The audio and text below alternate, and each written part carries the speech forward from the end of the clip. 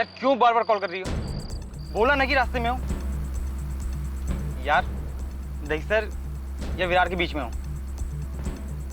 यार नताशा सीरियसली तुम मेरी गर्लफ्रेंड कम डिटेक्टिव ज्यादा हो। अच्छा वो राधिका तो नहीं है ना तुम्हारे साथ? यार मैं अकेला जा रहा हूँ और मेरा ड्राइवर मेरे साथ प्रकाश। और राधिका क्यों होगी मेरे साथ है? यार सही में तुम मेरे पे बहुत शक करती हो। आई हेट यू यार।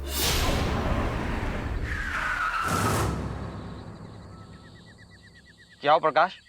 रितेश बाबू, सामने रोड पर कोई पड़ा है,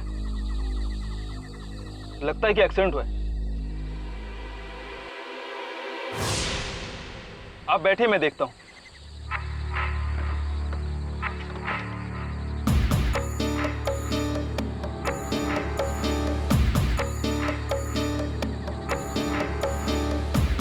देखो कौन है?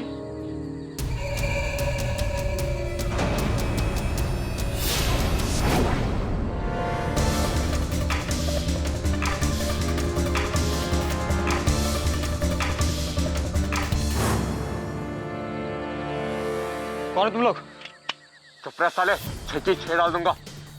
रितेश बाबू इधर ही ठोक दूंगा तेरे को, चुप कर। ये बोल ले, इस हीरो के बाप को फोन कर, बोल देना 2 घंटे में फोन आएगा। और अगर पुलिस को इंतजाम किया ना, समझदार है तू।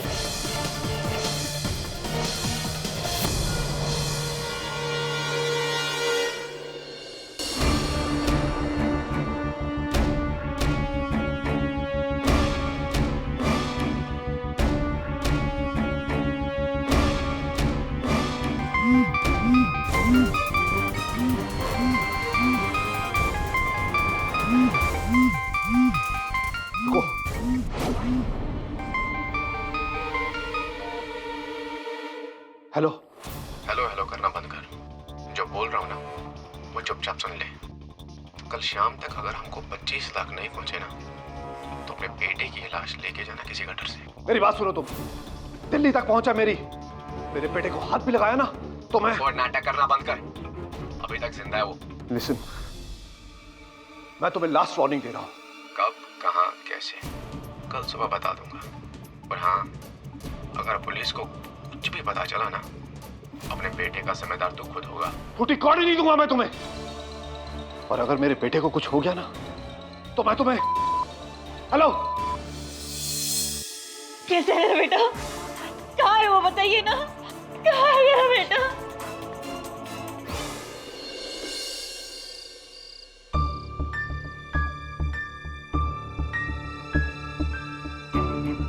सिर्फ 25 लाख? Are you sure? मैं तो कहती हूँ दे दो उन्हें 25 लाख। चाहते तो मुझसे करोड़ों में मांग सकते थे। मुझे तो लगता है ये कोई नए सीखे हुए अनाड़ी से चोर है। कमिश्नर को फोन करके अभी ठिकाने लगा। क्या कर रहे हैं आप? पुलिस को फोन मत कीजिए, उन्हें पता लग गया ना तो रितेश को मार डालेंगे। हाँ सर, हाँ मैम बिल्कुल सही कह रही हैं, पुलिस को फोन मत करिए। Just shut up. मैंने जिंदगी में आज तक किसी के आगे घुटने नहीं टेके। 2 टके के आदमियों की इतनी हिम्मत। मुंजाल मेरी बात सुनो। पुलिस को बिना बताए रितेश और किडनैपर तक पहुंचने का एक तरीका है। क्या? तुमने प्रोफेसर कैलाश ब्रह्मभट्ट का तो नाम सुना है ना? He is a psychic detective, आत्मिक जासूस। उसने अपनी वैज्ञानिक शक्तियों से काफी गुमनाम लोगों को ढूंढ निकाला है। घर में रितेश का पुराना सामान तो होगा ही, जैसे कि जीन्स, जैकेट या शूज। वो लेकर हमें उनसे मिलना होगा।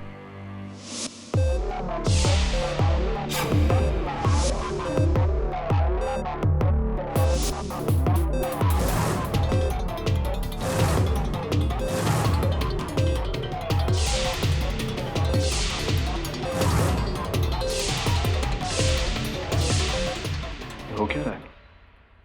मुझे लगा हम किसी जासूस से मिलने आए हैं। ये तो कोई साइंटिस्ट सा लग रहा है। आपके बेटे का कद 5 फुट 9 इंच और वजन तकरीबन 70 किलो। हाँ। उंगलियों में अंगूठी पहनता है? जी। पुखराज। और गले में किसी मोटी धातु, सोने की चीज। जी हाँ, पर आपको ये सब कैसे पता? विज्ञान, साइंस मिस्टर मुंजाल। जिस तरह से हर इंसान की उंगलियों के अलग अलग निशान होते हैं, इसी तरह हर इंसान की अपनी एक अलग दिव्य शक्ति होती है, एक अलग सी ऊर्जा, एनर्जी, ऑरा। मतलब आपके लिए ये क्या है, एक जैकेट? जी। मेरे लिए ये आपके बेटे का प्रतीक है। इसमें उसकी खुशबू के अलावा उसकी ऊर्जा भी है, और इंसान अपनी ऊर्जा को अपने साथ लेकर चलता है हमेशा। मेरी सालों की मेहनत से बनाई ये ऊर्जा की मशीन उस ऊर्जा को रीड करती है और फिर उसे दुनिया भर में ढूंढती है। आपका क्या मतलब है कि आप इस जैकेट से मेरे बेटे को ढूंढेंगे? ये मशीन है कि पुलिस का कुत्ता? आप जो भी समझे, मगर आपका बेटा इस वक्त विरार के आसपास कहीं पर है। उसकी ऊर्जा की शक्ति मुझे उसकी तरफ खींचे लिए जा रही है। विरार की खाड़ी, और खाड़ी के पास एक इलेक्ट्रिकल का बड़ा सा tower, very big, strong electrical vibrations.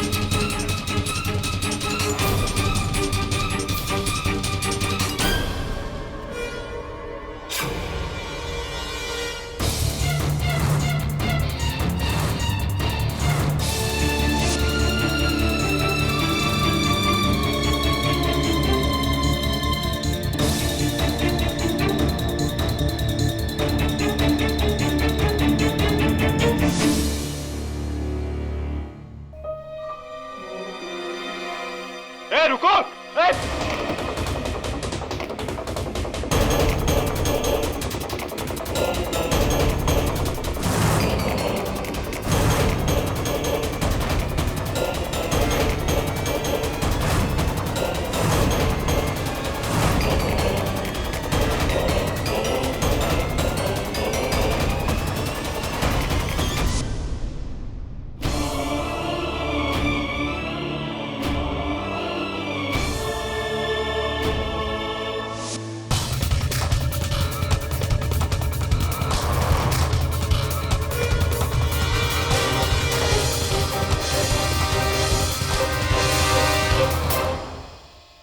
आपके बेटे किडनैपर।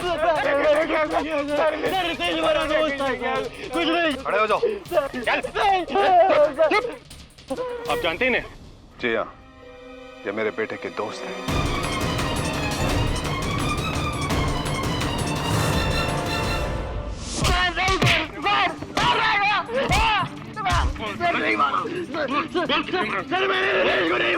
तो किसने मारा?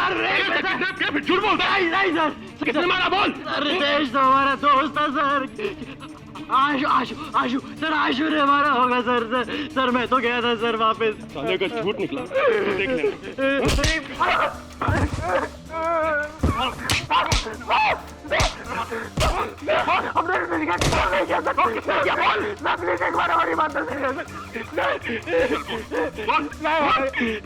ये पूरा मिला रितेश का था सर। हेलो, हाँ बोल रहा हूँ। ओके। अबे कौन था? यार राघव अन्ना का फोन आया था। कहता है कि अगर संडे तक पैसा नहीं मिला तो उठा लेगा। यार मेरी तो बैंड बज गई है यार, कहाँ से लाऊं मैं 20 लाख? तेरे बाप के पास इतना सारा पैसा है, कब खर्च करेगा वो? वो कंजूस देगा। अगर उसे पता भी चला ना कि किसी भाई से मैंने पैसा लिया है तो वो खुद फोन करके कहेगा कि उठा ले मेरे बेटे को। भाई इतना पैसा, 20 लाख रुपया कहाँ से लेके आएगा तू? यार एक तरीका है, इससे पहले कि राघव वरना मुझे किडनैप करे, तुम लोग कर लो। क्या? क्या पागल हो गया क्या? कोल्ड ड्रिंक चढ़ गई है तुझे? यार 20 लाख अन्ना को दूंगा, अब 5 लाख अपने। अगर पकड़े गए ना, कुछ नहीं होगा यार। सैटरडे को मैं गुजरात जा रहा हूँ, डैड का कोई बिजनेस काम है, बस तुम लोग रास्ते मुझे उठा लेना। देख यार, एक चांस है बस। साले उसके मरने के बाद सारा बिल उसमें पड़ रहा है। एक अमीर लड़के को फंसाकर उसे पुलिस को आता देखा तो घबरा के उसे मार दिया। सालों के लिए जेल में सड़ा दूंगा, समझा?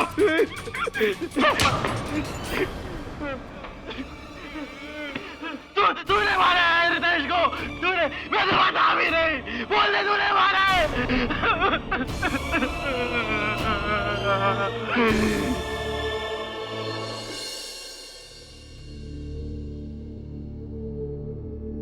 केडी साहब अब तक नहीं आए? पता नहीं केडी से कहाँ रह गए। नो प्रॉब्लम, मैं बाद में आ जाता हूँ। Alright, sure. Wow, the man himself, mister KD Pathak. Myself professor Kailash Brahmbhatt. Professor साहब आइए आइए बैठिए, कहिए क्या कर सकता हूं मैं आपके लिए। बट लेट मी से मिस्टर पाठक कि आपके अंदर एक अनोखी किस्म की ऊर्जा है, यू नो, बहुत ही शक्तिशाली, वेरी पॉजिटिव ऊर्जा? हाँ, ऊर्जा की शक्ति ऐसी होती है। और मैंने प्रोफेसर कैलाश ब्रह्मभट्ट ने अपने सालों की स्टडी के बाद इस ऊर्जा की शक्ति को नापने और जांचने का पूरा अध्ययन किया है। साइकिक डिटेक्टिव्स के बारे में तो पढ़ा होगा आपने। हाँ, पढ़ा भी है और कुछ टीवी शोज भी देखे थे इस पर। विदेश के मैं नहीं जानता था कि भारत में भी इस कला का प्रयोग किया जाता है। इस बात का मेरे साथ क्या लेना देना है? 4 दिन पहले मुंबई के एक बहुत बड़े डायमंड ट्रेडर मुंजाल के बेटे रितेश को अगवा किया गया। हाँ, पढ़ा था। और उसके बाद पुलिस को उसकी लाश मिली। लेकिन जिन दोनों लड़कों को पुलिस ने अरेस्ट किया है वो बेगुनाह है। ये आप किस आधार पर कह रहे हैं? क्योंकि जब मैंने पढ़ा था अखबार में कि पुलिस के पास उनके विरुद्ध साक्ष्य है। जरूर होंगे, मगर ये नहीं होगा। ये रुमाल मुझे उसी कमरे से मिला जहां से पुलिस को रितेश की लाश मिली थी।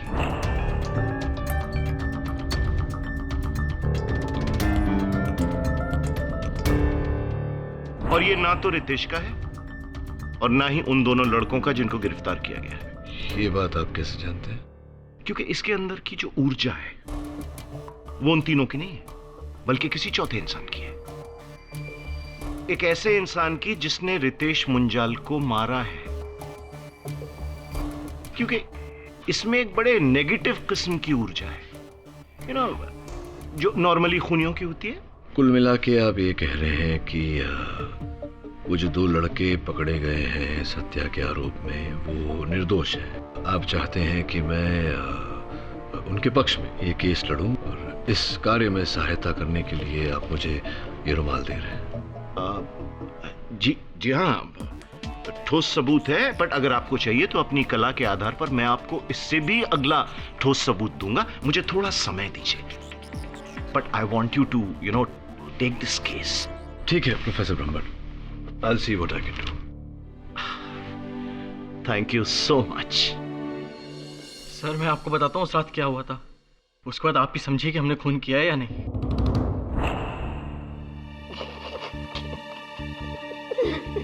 तुझे क्या लगा था तू इन पत्तों में जीतेगा साले? ये देख, ओए ये देख। तू मेरे साथ ऐसा क्यों करता है यार? पत्ते देना मुझे। पर एक बात बोलूं मैं तुझे, हाँ, ये नसीब बहुत खराब है। अबे नसीब अच्छी होती तो खुद को किडनैप करवाता क्या? बस एक दिन और भाई, बस एक दिन और। यार एक बात मुझे समझ में नहीं आ रही, तेरा बाप इतना बड़ा कंजूस है, मुझे नहीं लगता वो पैसे देगा।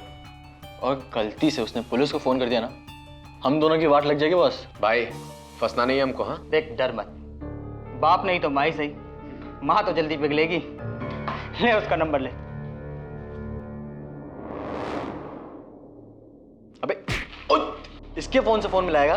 बाहर पीसीओ है, वहां पे जाके फोन कर। माइंड है mind, point to be noted. सही बोल रहा है भाई।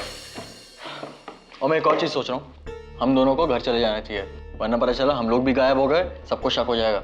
सही बोल रहा है भाई। शक हो जाएगा उन्हें। माइंड है। चल चलते हैं यार, चल कल मिलते हैं। सर और फिर हम गांव के मार्केट गए और वहां के पीसीओ से हमने रितेश की माँ को फोन किया और कहा कि पैसे लेकर विरार के मकान में आ जाए।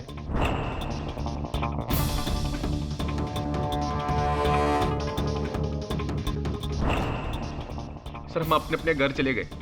2 घंटे के बाद जब हम खाना लेके वापस विरार के मकान में आए,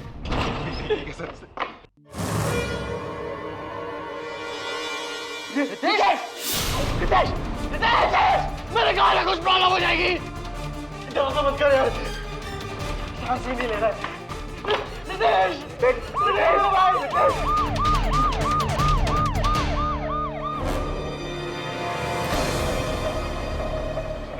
पुलिस, अमन, अमन पुलिस, पुलिस, पुलिस, राजू भाग। सर हम तो वहां से भाग रहे थे, पुलिस वालों ने हमें देख लिया और यहाँ ले आए। सर प्लीज हमारा केस लीजिए, प्लीज सर, सर हमें बचा लीजिए सर प्लीज। रितेश हमारा दोस्त था सर, हम उसके साथ ऐसा क्यों करेंगे? हम माना हमने बेवकूफ़ी में उसकी मदद करी, लेकिन उसका खून नहीं करेंगे सर। रितेश की हत्या लोहे के सलाख से हुई है। I'll see what I can do. यही है वो लोहे की सलाख जिस पर यहाँ बीच में उन दोनों लड़कों की उंगलियों के निशान हैं। बीच में इसके छोर पर है? नहीं, लेकिन छोर पर काली मिट्टी लगी हुई है, केस तो नहीं बनता।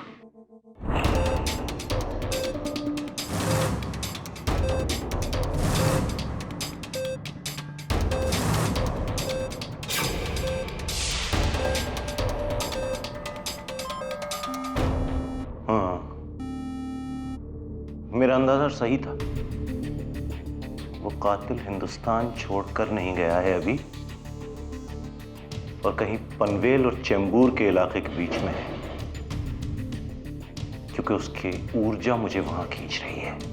कद 5 फुट 8 इंच, रंग सांवला और हाथ में नीलम की अंगूठी। ये तो कोई भी आदमी हो सकता है। हाँ, या फिर औरत। Yes sir. ठीक है सर, मैं आज ही वहां चला जाता हूं। Bye sir. Good news professor Brahma Bhatt, KD sir ने केस ले लिया। वो तो लेना ही था, मेरे जीनियस को उन्होंने पहचान जो लिया।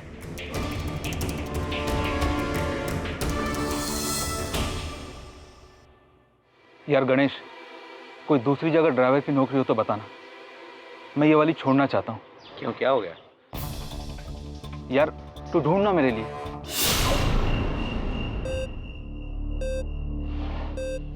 उस कातिल की नेगेटिव वाइब्रेशंस इस पूरे कमरे में मौजूद है। उसने यहां की लगभग हर चीज को छुआ है, लेकिन बहुत चालाक है। सारे सबूत मिटाने की कोशिश की गई है। ये सब आपको अपने इस मेटल डिटेक्टर से पता चल रहा है। मेटल डिटेक्टर नहीं है, मोबाइल ऑरा डिटेक्टर, जिससे मैं उस कातिल की नेगेटिव हाँ, जो भी है, लेकिन जो भी करना है जल्दी कीजिए। वैसे भी अदालत इन सब चीजों को नहीं मानती, और अगर कुछ ढूंढना है तो कुछ ठोस सबूत ढूंढिए। ये ठोस है। बाल? वो भी लड़की का, जबकि इस पूरे घर में सिर्फ लड़के थे। मैंने कहा था ना लड़की भी हो सकती है। I said it. Let me check. Yes, ये बाल जरूर उस कातिल का है। Very strong negative vibrations, very strong. Dave, इस बाल का डीएनए टेस्ट करवाना होगा अदालत में इस केस के जाने से पहले। ये केस बिल्कुल साफ है, इसमें शक की कोई गुंजाइश नहीं है। इस रॉड पर इन दोनों लड़कों के उंगलियों के निशान हैं। ये मिस्टर अमन लोढ़ा और ये आशु सक्सेना। ये इसकी रिपोर्ट है सर। मिस्टर झा, आपका कहना है कि इस रॉड पर, इस सलाख पर इन दोनों की उंगलियों के निशान हैं। जी हाँ। किंतु फोरेंसिक्स का कहना है कि रितेश मुंजाल पर एक ही बार घाव किया गया था, प्रहार किया गया था। तो फिर इस पर दो लोगों की उंगलियों के निशान कैसे आए? दोनों ने एक साथ उठाकर तो वार किया नहीं होगा। दोनों ने बारी बारी मारा होगा ना एक ही निशाने पे। नहीं मिस्टर झा, आप सुन नहीं रहे। फोरेंसिक्स ने ये कहा है कि वार एक ही बार हुआ है। और वैसे भी कहाँ पाए गए उंगलियों के निशान इस सलाख? रॉड के बीचों बीच। अच्छा, रॉड के बीचों बीच। अब मिस्टर झा, मुझ पर वार करिए ना, असल में नहीं, नकली वार करिए। नहीं, यूं नहीं। आपने कहा कि उंगलियों के निशान रॉड के बीचों बीच पाए गए, तो बीच में पकड़िए।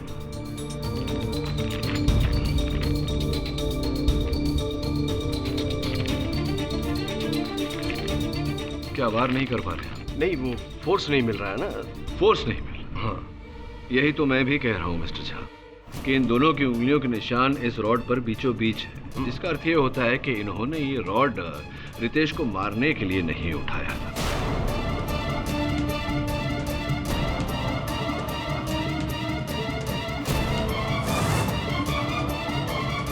क्योंकि आप ही ने कहा अगर रॉड को बीच से पकड़ा जाए तो फोर्स नहीं मिलता मारने के लिए, और अगर इन्हें मारना होता तो रॉड को छोर से उठाते, लेकिन छोर पे कोई उंगलियों के निशान नहीं है। लोहे के दूसरे सिरे पर उंगलियों के निशान थे? नहीं, उंगलियों के निशान नहीं है योर ऑनर, लेकिन थे, पोंछ दिए गए योर ऑनर, इस रुमाल से, जो रुमाल प्रोफेसर ब्रह्मभट्ट को वहां से मिला। तो आप कैसे यकीन से कह सकते हैं कि इसी रुमाल से ये निशान पहुंचे गए हैं? क्योंकि इस रुमाल पर काली मिट्टी लगी हुई है, वही काली मिट्टी जो इस सलाख के छोर पर लगी हुई है, जिस सलाख से उसी कमरे में पड़ी काली मिट्टी को खोदा गया था। अब कनेक्शन बनता है या नहीं? लेकिन मिस्टर पाठक, जितना मैं जानता हूं और जितना ये पुलिस जानती है कि इन दो लड़कों ने अपने अमीर दोस्त को किडनैप किया। जब उसने भागने की कोशिश की तो इन दोनों ने इसी रॉड से उसे मार डाला। अब इसके अलावा आपके पास कोई तीसरा एंगल है तो आप बताइए, वरना केस खत्म। तीसरा एंगल तो नहीं है योर ऑनर, तीसरा व्यक्ति है मेरे पास। वही व्यक्ति जिसके सर का बाल वहां मौका वारदात पर पाया गया। ये बाल फोरेंसिक्स के अनुसार योर ऑनर रितेश की गर्लफ्रेंड नताशा का है, जिनको मैं कटघरे में बुलाने की अनुमति चाहता हूँ। सर, ये सच है कि मैं रितेश से उस दिन विरार क्रीक के उस घर में मिली थी, क्योंकि मैं बॉम्बे से ही उसका पीछा कर रही थी। ओह, तो आप भी इस किडनैपिंग के प्लान में शामिल थी, हैं? नो सर, उस किडनैपिंग का तो मुझे कुछ आइडिया भी नहीं था। मैं रितेश को फॉलो कर रही थी क्योंकि मुझे उस पर डाउट था कि का मेरे अलावा भी किसी और से अफेयर है। और फिर उस रात रितेश, कहाँ पहुंचे तुम? यार क्यों बार बार कॉल कर रही हो? दहिसर या विरार के बीच में हो। यार नताशा, सीरियसली तुम मेरी गर्लफ्रेंड कम डिटेक्टिव ज्यादा हो। ओके। अच्छा, वो राधिका तो नहीं है ना तुम्हारे साथ? यार मैं अकेला जा रहा हूँ और मेरा ड्राइवर मेरे साथ प्रकाश। सही में तुम मेरे पे बहुत शक करती हो। आई हेट यू यार।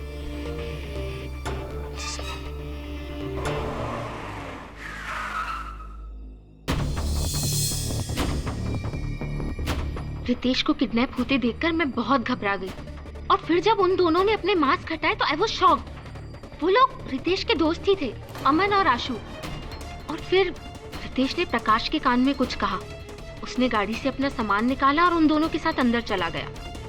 और फिर मैं भी उनके पीछे पीछे चली गई टू नो कि आखिर हो क्या रहा है।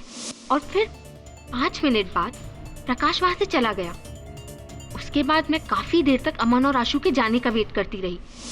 कुछ देर बाद जब वो लोग चले गए और रितेश उस घर में अकेला था, तो मैं उससे बात करने के लिए गई।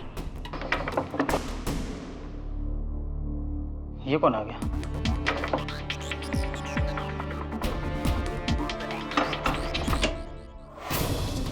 नताशा तुम? रितेश, यहाँ क्या हो रहा है? मैं सब बताऊं तुम्हें। तुम मेरा पीछा कर रही थी ना? अरे लिसन, पीछा कर रही हूँ वो बात की बात है damn it. You tell me what is going on here. Ashu और अमान तुम्हें किडनैप कर रहे हैं। प्रकाश उनसे मिला हुआ है यार, चल क्या रहा है? देख मैं सब बताता हूँ। चल पहले बैठ तो। चल आके बैठो। क्या?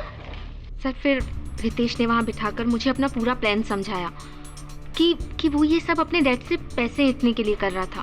मैं खुश नहीं थी उसकी प्लानिंग से, पर मन में एक सुकून था कि किसी और लड़की का चक्कर नहीं था। बस सर फिर उसने मुझे कन्विंस किया और मना भी लिया कि मैं ये बात किसी को नहीं बताऊं। और फिर आई प्रॉमिस्ड हिम और मैं वहाँ से चली गई। चली गई? हाँ, मुंबई अपने घर। ये बात आपने पुलिस को नहीं बताई? सर मुझे बहुत डर था कि कहीं वो लोग उल्टा मुझी पे डाउट न कर लें। मैं इसीलिए चुप रही, बट ट्रस्ट मी सर, सच यही है कि जब मैं वहाँ पर थी तो रितेश जिंदा था। उसे किसी ने मेरे जाने के बाद ही मारा होगा। ये रुमाल आपका है? नो सर, मेरा नहीं है। आपने कहा था कि आपने रितेश के ड्राइवर प्रकाश को भी वहाँ देखा था इनके साथ मिले हुए। साहब राम कसम, हमको उस प्लान के बारे में कुछ भी मालूम नहीं था। वो तो जब उन अगुवाइयों में से एक ने हमें फ़ोन दिया तो हमने उसके हाथों में लिपटा हुआ वो माला देख लिया। ऐसी माला तो अमन भैया पहनते। कहीं कहीं अमन बाबू, अमन भैया आप तो नहीं? अमन भैया आप? आशु भैया? फिर रितेश बाबा ने हमें प्लान बताया और हमें लालच दिया कि अगर हम चुप रहेंगे तो हमें भी 50,000 देंगे। सच कहिए तो हम लालच से ज़्यादा डर गए थे, इसलिए हम चुप रहे। ये सच कह रहा है सर। असल में प्लान ये था कि प्रकाश रितेश की किडनैपिंग में आई विटनेस बनेगा, लेकिन उसने हम दोनों को पहचान लिया, इसलिए हमें उसे भी अपने प्लान में शामिल करना पड़ा। जी साहब, और जब रितेश बाबा का कत्ल हुआ तो हम चुप हो गए। असल में हम बहुत डर गए थे। हमें लगा कि कहीं उंगली हम पर ना उठ जाए, लेकिन हम जज साहब, हम सच कह रहे हैं, हमने रितेश बाबा को नहीं मारा। ये रुमाल? नहीं साहब, ये हमारा नहीं है, इनका होगा। इन दोनों ने ही कुछ किया होगा। मैंने नहीं, इसने।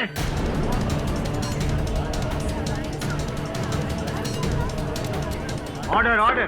सर मैं तो फोन करने के बाद सीधे घर गया था, मुझे क्या पता ये कहाँ गया था। ओए चुप कर।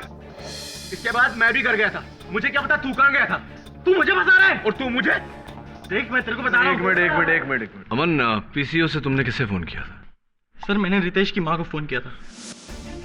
हेलो। देखिए आप समझदार हैं, अपने पति की तरह बेवकूफ़ी मत करिए। 25 लाख रुपए मांगे, पहुंचा दीजिए, वरना आपका बेटा रितेश। नहीं नहीं प्लीज, मेरे बेटे के साथ कुछ मत करिएगा। मैं अभी इसी वक्त आपको पैसा पहुंचा दूंगी। आप बस बता दीजिए कि कहाँ पहुंचाना है। 2.5 घंटे में विरार क्रीक के पास एक इलेक्ट्रिक पोल है, वहीं पे। Virar creek electric tower? जी मैं पहुंचा दूंगी। आप बस मेरे बेटे को छोड़ दीजिएगा।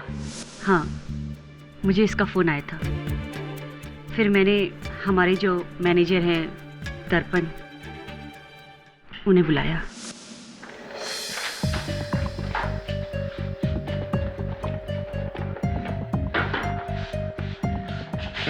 ये क्या मैम? ये पैसे अभी लेकर जाओ। मैम लेकिन सर ने तो कहा था कि नहीं करना है। उन्हें इस बात की खबर नहीं होनी चाहिए। उन्हें पता चल गया ना तो पुलिस को बुलाकर रितेश की जान और मुश्किल में डाल देंगे। उससे पहले तुम मेरे बेटे की जान बचा लो। जाओ दर्पण। ठीक है मैम, आप फिक्र मत कीजिए, मैं भी चाहता हूँ। और फिर मैडम जी के कहने पर 25 लाख रुपए का बैग लेकर मैं विरार क्रीक पहुंचा।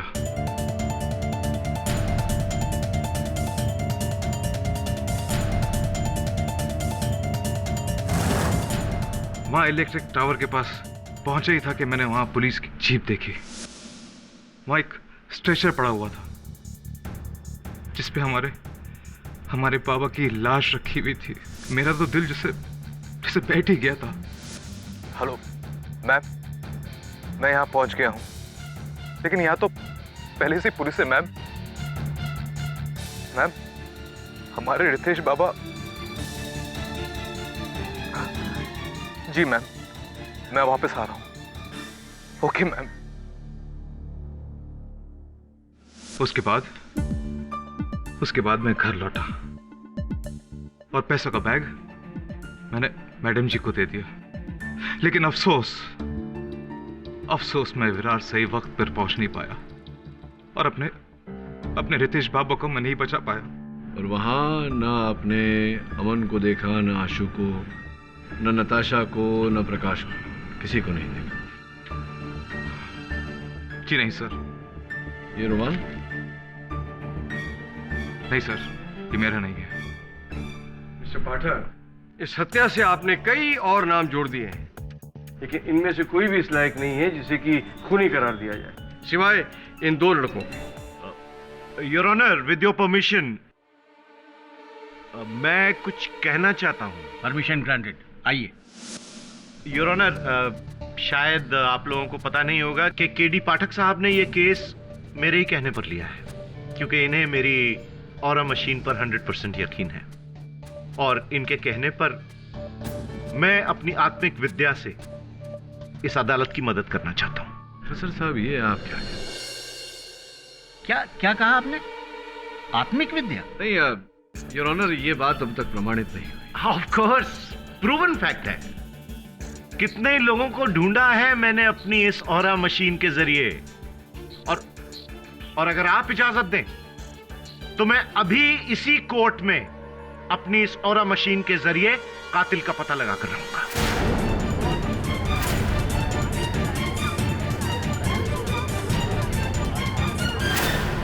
प्रोफेसर साहब, क्या कर रहे हैं आप? Please, if you give me 1 chance. देखिए प्रोफेसर साहब, ये कोई तरीका नहीं है। नहीं। क्यों? मिस्टर पाठक, आप भी तो इनके साथ हैं, इन्हीं की वजह से तो आपने केस लिया है। मैं भी देखना चाहूंगा कि ऐसा कौन सा इनके पास जादुई चिराग है जिससे केडी पाठक भी मुतासिर हो गए। योर ऑनर, मैं आपसे दरख्वास्त करूंगा कि प्रोफेसर को अपना हुनर दिखाने का मौका दिया जाए। योर ऑनर, इस रुमाल में उस कातिल की बुरी ऊर्जा है और मेरी ये मशीन, ऑरा मशीन, इसके जरिए मुझे उस कातिल की नेगेटिव वाइब्रेशंस तक पहुंचाएगी, नेगेटिव ऊर्जा तक पहुंचाएगी। और मेरी मशीन बता रही है कि वो कातिल इस वक्त इसी कोर्ट में मौजूद है।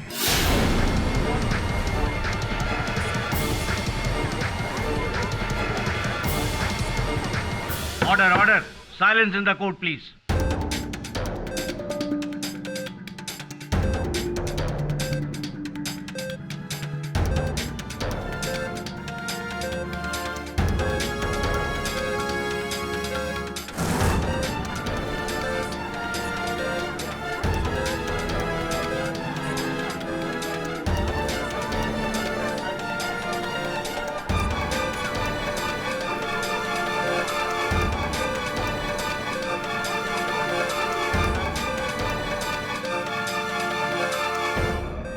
अरे ये क्या? ये मशीन तो मुझे इन दोनों लड़कों की तरफ खींच रही है। योर ऑनर, इनकी बुरी ऊर्जा की तरफ। Yes your honour, yes. ये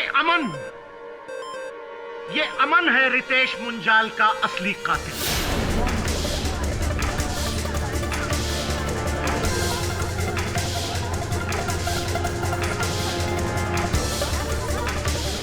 order. I am sorry, I am very sorry mister Pathak, आप गलत थे।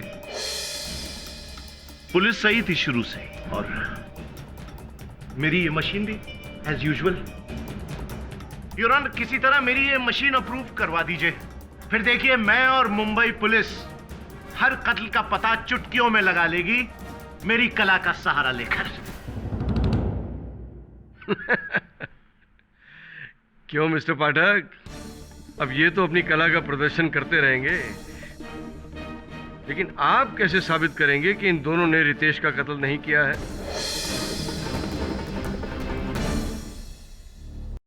से प्रोफेसर ब्रह्मभट्ट एक नंबर का दल बदलू निकला, हमारे पास केस लेकर आया और अब हमारे खिलाफ ही बोल रहे हैं। सिर्फ अपना उल्लू सीधा करने के लिए। वरुण, प्रोफेसर ब्रह्मभट्ट के बोलने या न बोलने से कुछ नहीं होता। इस केस का निर्णय साक्ष्य के आधार पर होगा, उनकी वो ऊर्जा यंत्र के आधार पर नहीं। अजीब केस है सर। 3 लड़के मिलकर एक झूठी किडनैपिंग का प्लान बनाते हैं, एक की मौत हो जाती है और इल्जाम बाकी 2 पर, और शक गर्लफ्रेंड, मैनेजर, पार्टनर और ड्राइवर पे। कौन हो सकता है सर? आपको क्या लगता है? नताशा, दर्पण, प्रकाश या फिर मिस्टर सेन या फिर कोई और?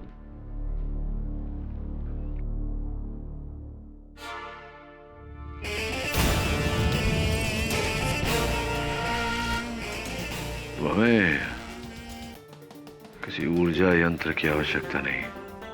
सर मैं समझा नहीं। पानी के इस निशान से मुझे निशानी मिल गई है। तू जा मिसेस मुंजाल के पास, ये हमारा अंतिम अवसर होगा।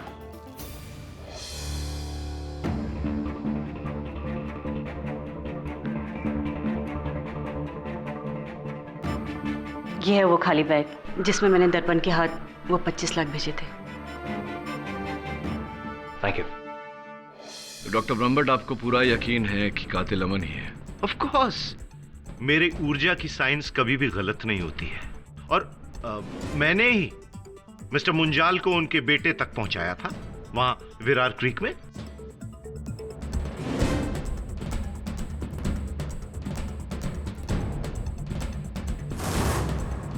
देखिए प्रोफेसर, हालांकि आपका इस केस से कोई लेना देना तो है नहीं, फिर भी आप मेरे काम में टांग अड़ा रहे हैं, इसलिए बता रहा हूं। अमन ने मिसेस मुंजाल को फोन किया था और कहा था कि रात 10:20 पर वो बैग लेके, पैसों भरा बैग लेकर के विरार पहुंच जाए इलेक्ट्रिक टावर पर। तो और ठीक 10 मिनट बाद मिस्टर मुंजाल और उनके business partner mister Shamik Sen professor Brahmbhatt के पास गए। क्यों मिस्टर सेन?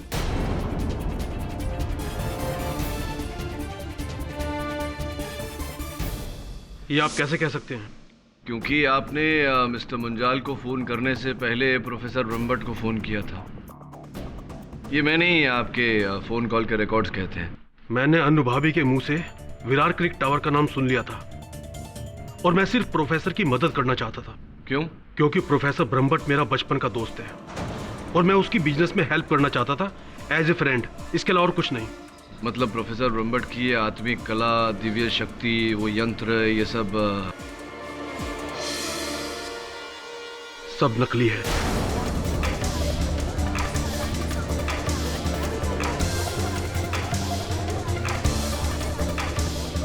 योर ऑनर, ये मेरी काबिलियत पर कीचड़ उछाल रहा है। वो डिब्बे की मशीन नहीं है, टीन के डिब्बे की। मेरी कला है, मेरी काबिलियत, जिसको एक दिन मैं प्रूफ करके दिखाऊंगा। ऑर्डर, आप बैठ जाइए। ये मेरे पास क्यों आए थे केस लेकर? क्योंकि प्रोफेसर ब्रह्मभट्ट पब्लिसिटी का भूखा है। वो जानता था कि ये केस आपके पास आएगा तो आपके कंधे पर रखकर उसको फ्री की पब्लिसिटी मिल जाएगी। केस सोल्व आप करेंगे और वो लोगों को बताएगा कि उसने ये केस सोल्व किया है, जबकि उसका असली मकसद सिर्फ यही था, किसी भी तरह अपनी नकली टीन के डिब्बे को कानूनी मान्यता दिलवाना, इसके अलावा और कुछ नहीं। आप अपने इस आत्मिक कला को प्रमाणित कीजिए। मैं अदालत में यह प्रमाणित कर देता हूं कि असल हत्यारा कौन है। योर ऑनर, मैं मिस्टर मुंजाल के मैनेजर दर्पण जी को कटघरे में बुलाने की अनुमति चाहता हूं। इजाजत। यही बैग था दर्पण जी, जिसमें रुपए लेकर आप उस रात रितेश जी के अपहरणकर्ताओं के पास गए थे विरार। जी सर। मिस्टर पाठक, इस बैग का रितेश के कत्ल से क्या ताल्लुक है? लेना देना ये है कि आपने कहा था कि आप वहां पहुंचते ही बैग लेकर लौट गए थे। आप कमरे के अंदर गए नहीं थे, ऐसा आपने पुलिस को कहा। अदालत में भी यही बात कही। जी, मैं वहीं से लौटा। आपको पता है कि वहां जिस कक्ष में रितेश जी को बंद करके रखा गया था, जहां उन्हें मारा गया, वहां अंदर काम चल रहा था, जिसके कारण काली मिट्टी वहां पड़ी हुई थी। वही काली मिट्टी जो इस सलिए के छोर पे लगी थी, और वही काली मिट्टी यहाँ देखिए इस बैग के नीचे लगी है।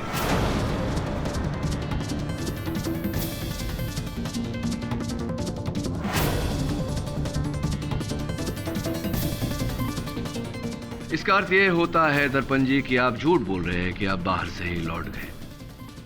आप गए थे अंदर और आप ही ने रितेश जी को मारा है, और आप गए थे उस कक्ष में पुलिस के आने से पहले।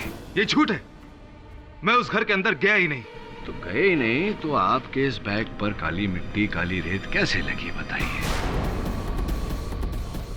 अभी भी अगर आप झूठ बोलना चाहें, बातों को छुपाना चाहें, तो मैं साबित कर सकता हूं कि आपने वो फोन जो मिसेस मुंजाल को किया था रितेश जी की मृत्यु के बारे में बताने के लिए, वो विरार से नहीं, आपने वो फोन अंधेरे से किया था जब आप रितेश जी की हत्या कर लौट रहे थे तब।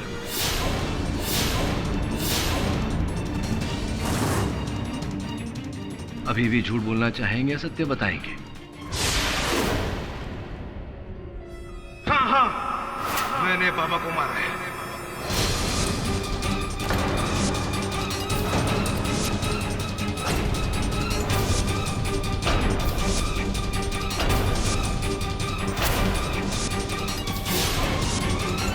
लेकिन मैंने जानबूझकर उसे नहीं मारा।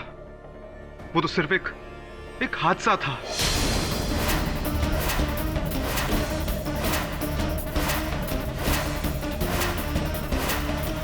जब मैं बैग लेकर उस घर में पहुंचा तो मैंने बाबा और नताशा की सारी बातें सुन ली थी और झूठी प्लानिंग का मुझे पता चल गया था।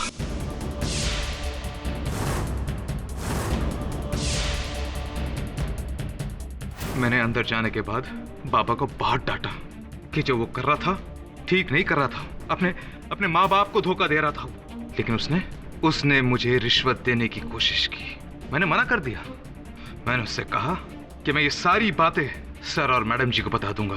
फिर उसने मुझसे वो बैग छीनने की कोशिश की, और जब मैंने बैग देने से इनकार कर दिया, सर उसने मुझ पर हाथ उठाया। इतने सालों की वफादारी का इनाम मुझे ये मिला। मेरा दिमाग घूम गया था। मुझे बहुत गुस्सा आया। गुस्से में आकर मैंने बाजू में पड़ी रॉड ली, और वो रॉड मैंने उसके सर पे मार दी, जिससे उसकी मौत हो गई थी। मैं बहुत डर गया, मैं घबरा गया था।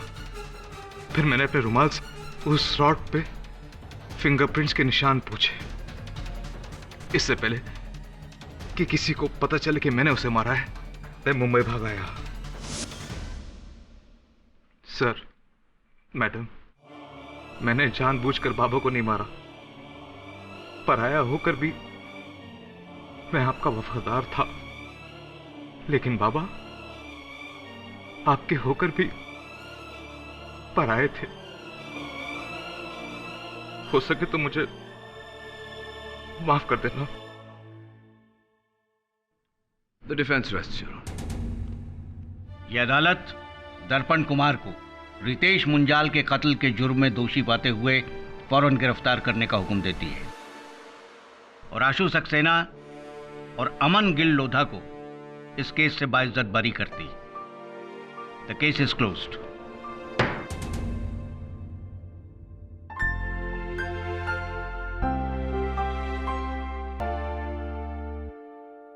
Congratulations mister Pathak. वैसे इसमें कुछ कंट्रीब्यूशन मेरा भी है। वो रुमाल मैंने ही ढूंढा था।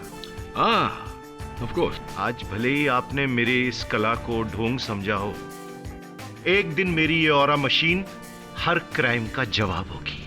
ठीक है, तब तक इस कार्य के लिए अदालत है ना। For more updates, subscribe to our channel, click the show links and enjoy watching the videos.